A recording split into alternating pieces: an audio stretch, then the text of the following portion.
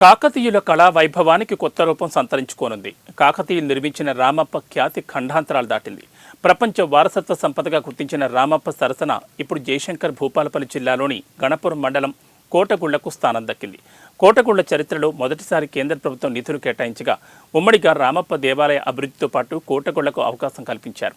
ప్రపంచ వారసత్వ సంపదగా గుర్తింపు పొందిన రామప్ప దేవాలయానికి కేవలం 9 కిలోమీటర్ల దూరంలో ఉన్న కాకతీయుల కళాక్షేత్రం గణపేశ్వరాలయం కోటగుళ్లకు త్వరలో మహర్దశ పట్టనుంది.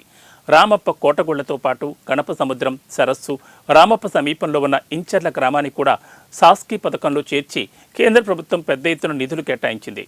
కాకతీయుల కట్టడాలకు రోజురోజుకు పర్యాటకుల సంఖ్య పెరుగుతోంది. దీంతో ఆలయాల అభివృద్ధికి కేంద్ర రాష్ట్ర ప్రభుత్వాలు కృషి చేస్తున్నాయి.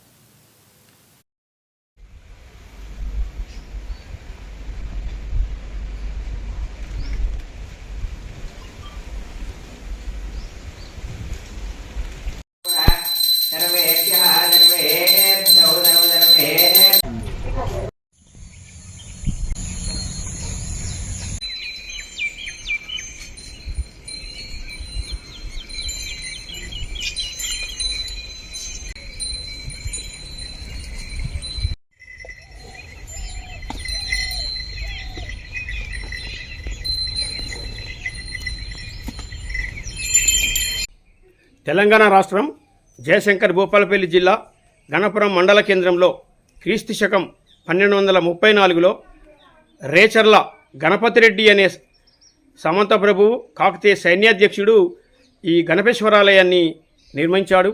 ఈ గణపతిరెడ్డి రామప్ప టెంపుల్ నిర్మించిన రేచర్ల రుద్రారెడ్డి మూడవ కొడుకు. ఈయన ఈ గణపేశ్వరాలయంతో పాటు చుట్టూ 22 ఉపాలయాలను కూడా నిర్మించడం జరిగింది.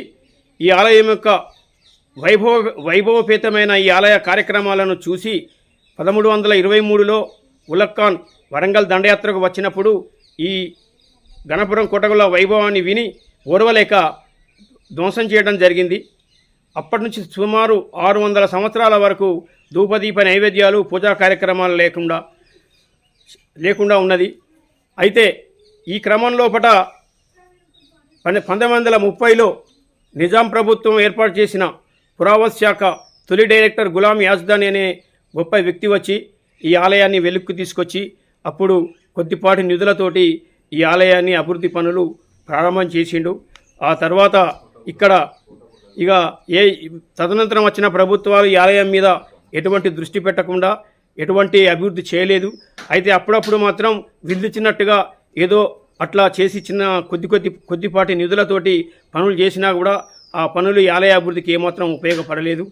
అయితే ఇదే క్రమంలో 15 సంవత్సరాల క్రితం గణపేశ్వరాలయ పరిరక్షణ కమిటీ అని ఏర్పడి అప్పటి నుంచి ప్రతి నిత్యం ధూపదీప నైవేద్యాలు, అర్చనలు శివునికి జరిపిస్తూ ప్రజలకు దీన్ని అభివృద్ధి తీసుకుపోవడం జరిగింది.